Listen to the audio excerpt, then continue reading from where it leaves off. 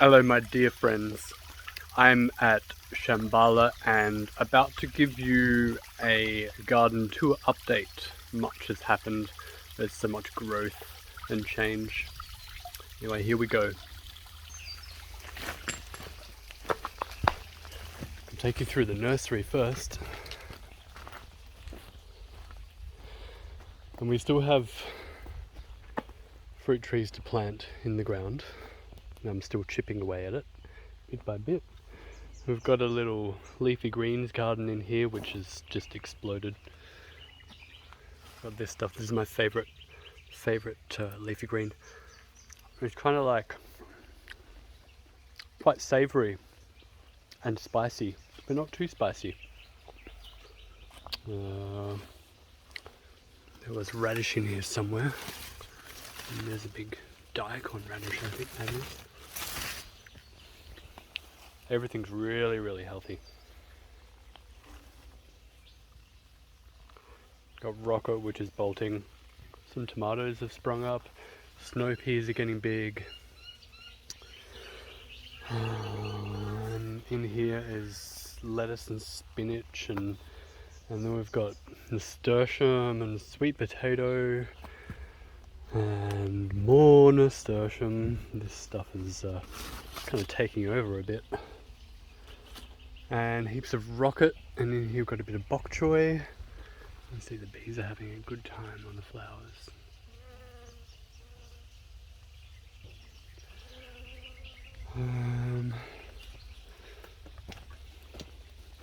We even got some mint coming up here. Surprising. And so the nursery's kind of thinning down a little bit. And I've been trying to grow this here, I think it is, it's called purple creeping thyme. And I've expended about 20 seeds trying to get one seedling to sprout. So I'm pretty happy that one's growing. Still got a few coconut left. I'm gonna plant all this stuff out in a day or two. We've got avocado, sugar apple, neem, Brazil cherry, Bolivian cherry, more avocado, a couple of mulberries, some more Brazil cherry, and a black sapote, and some eucalypts. And, I was thinking where to plant these guys. These grevilleas are happy in moist soil, so I'm going to take them down to the lake and start planting along the sides of the lake to see how they're going to go. And this area is pretty different. Planted an apple tree just here and some new lawn. And I thought it'd be a good idea to one day sit under that apple tree on the lawn. Maybe eat an apple. This thing is an African plum. And a couple of days ago it was about, it would have taken up the whole screen. It was about 4 times as big.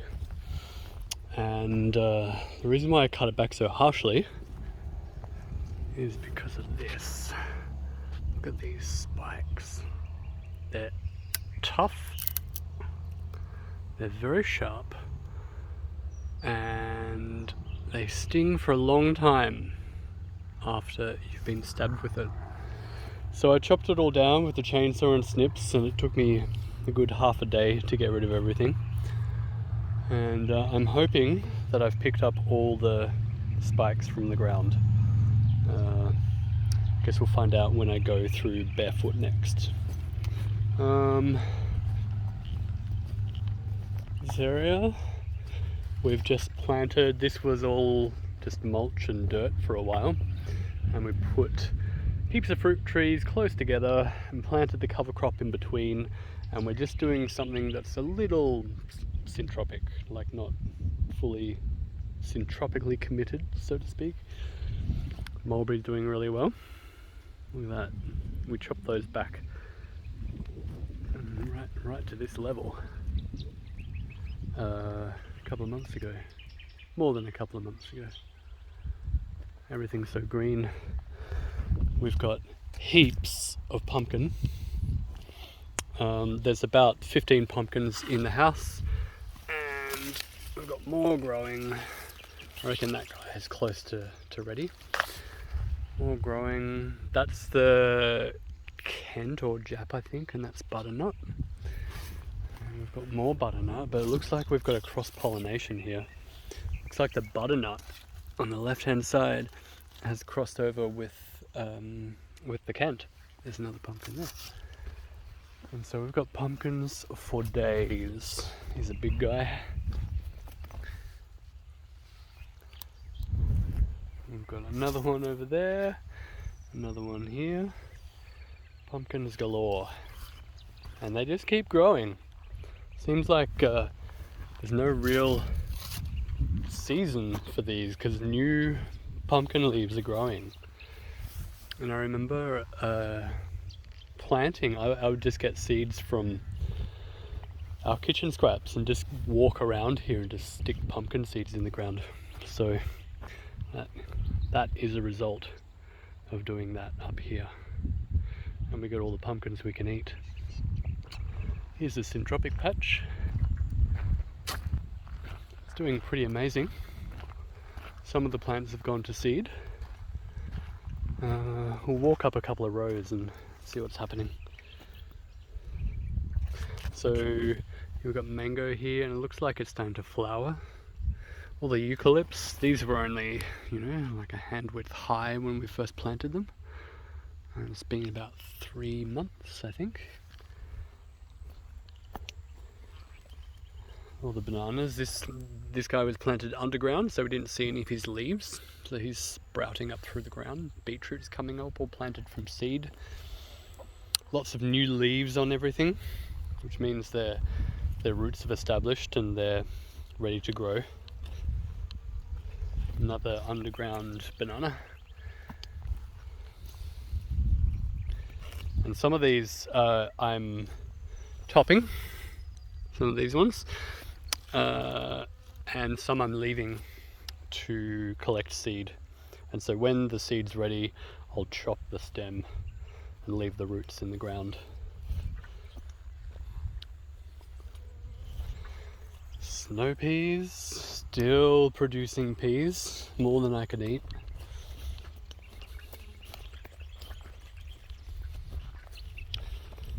A few, it's interesting, the rows are planted with different things, and some rows are very sparse and some are just like a jungle. Let's see a few others.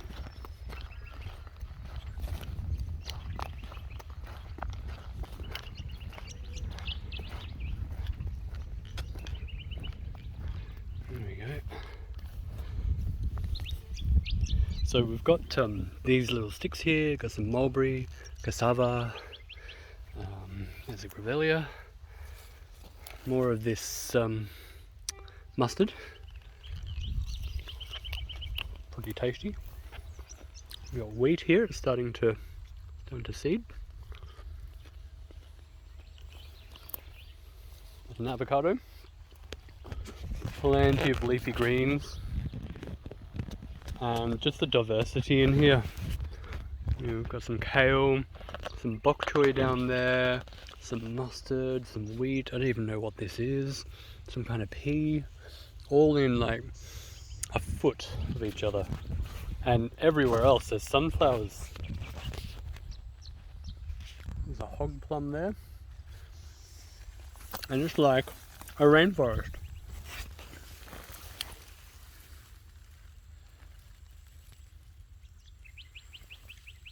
You can see seeds coming up here.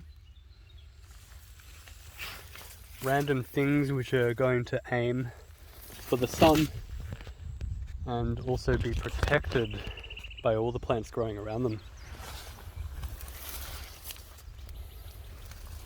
More kale, peas, citrus.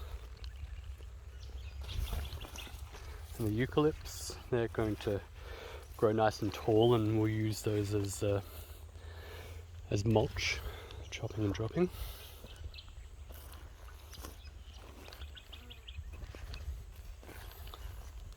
Some things have had a hard time, like this jackfruit, and I think the jackfruit likes a bit more shade to get started.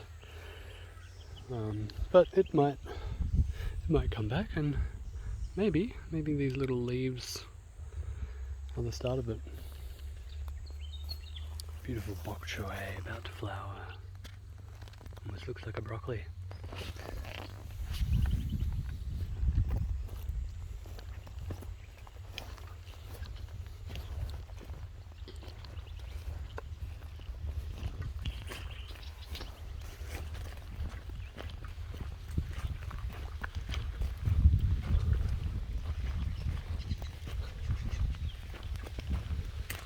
We'll do one more row.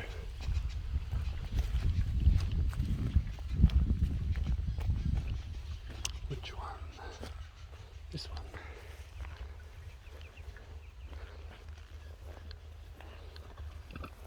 More giant red mustard, very spicy.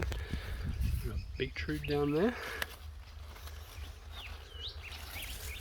And there's some more bok choy. And there's some more beetroot. And we've got some kind of pea.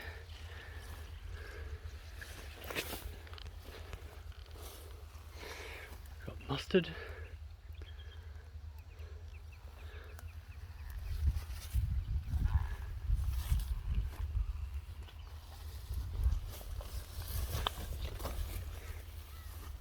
And some more cassava here, and you can see the leaves are just starting to come out.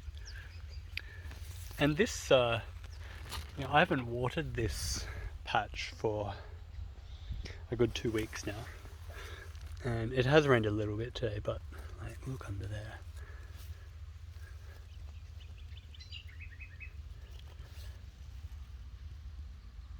So moist. And I don't think I'll need to water for, I don't know, another 2 weeks.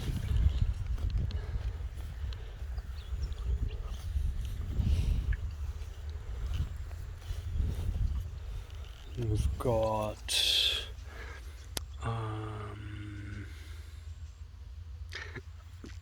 can't remember the name, but they have big blooms of soccer ball sized flowers.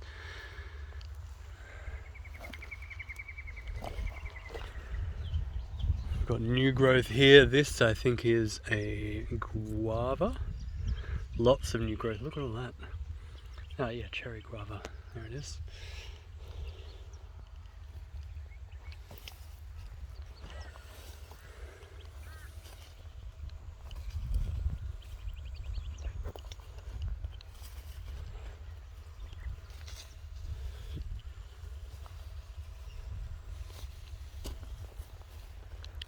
Lots of diversity, and every metre or so we've got some mulberry, which basically we've just taken cuttings and jammed in the ground, and they're growing.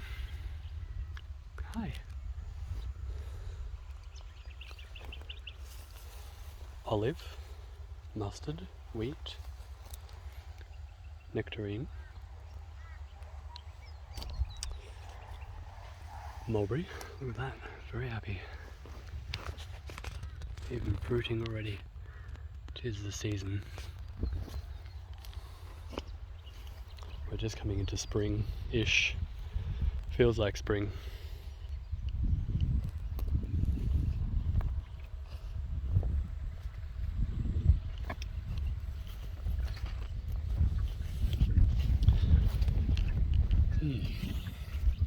So the rows are bountiful after only a few months. So I'm really sold on this syntropic gardening method, and would love to have all that across everywhere and just have the whole area this huge food forest.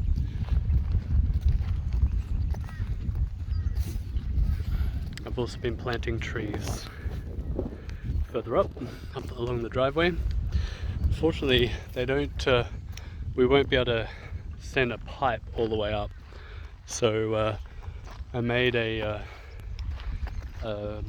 watering trailer with a pump, an IBC and a hose, so we can fill the trailer up with lake water and drive it up the driveway and water all the plants. So that's pretty cool. And jacarandas along the edges of the road, and there are mounds, there are 4 mounds up the driveway, so fruit trees, anything that we've got left, and I'll continue some more jacarandas maybe even today. Thanks for watching.